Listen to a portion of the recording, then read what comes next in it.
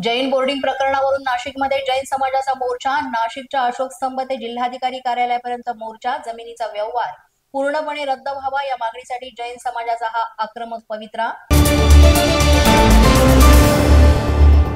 पुण्यातील जैन बोर्डिंग विक्री प्रकरणाविरोधात जैन समाज आक्रमक। छत्रपती संभाजीनगर शहरात सुद्धा मूक मोर्चा। व्यवहार पूर्णपणे रद्द व्हावा अशी केली मागणी।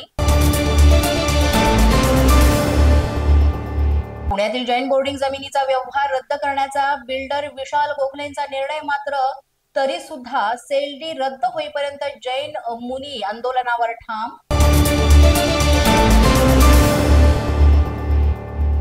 जैन मुनी ट्रस्टींवर जोपर्यंत कारवाई होणार नाही तोपर्यंत आंदोलन सुरूच राहणार। जैन मुनी गुप्तीनंद महाराज यांचा इशारा, तर अण्णा हजारे आंदोलनात सहभागी होणार अशी माहिती।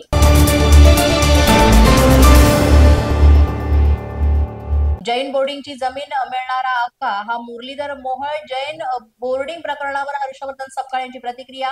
या व्यवहार रद्द झाला असता मात्र मोहोळांचा राजीनामा घ्या, सपकाळांची मागणी।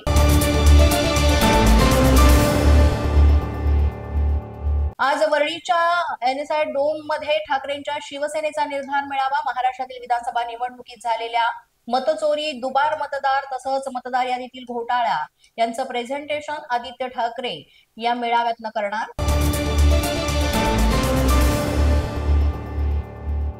ठाकरे सेनेच्या खोटारडेपणाला लोक कंटाळले, फेक नरेटिव्ह तयार करतायत, पण येणाऱ्या निवडणुकीत हे चालणार नाही। चंद्रशेखर बावनकुळे यांची टीका।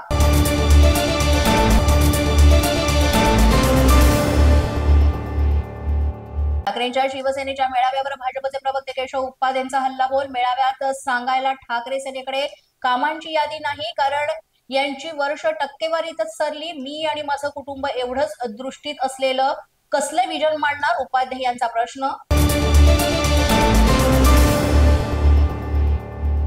गोपीनाथ मुंडे यांचे खरे वारसदार त्यांचे कार्यकर्ते आणि बीडमधील जनता। बहीण भाऊ केवळ जमिनी लाटण्यासाठी एकत्र। पंकजा मुंडेंच्या मामी सारंगी महाजनांची मुंडे भावा बहिणींवर जोरदार टीका।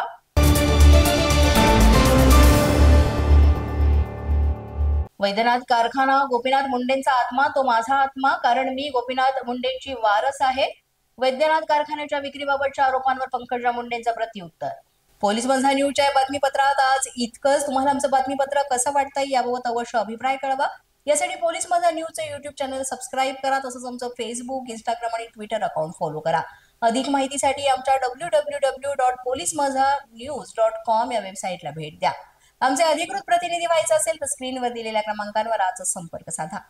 आजच्या बातमीपत्रात इतकंच। पुन्हा भेटूया पुढील बातमीपत्रात। तोपर्यंत पाहत रहा पोलीस माझा न्यूज।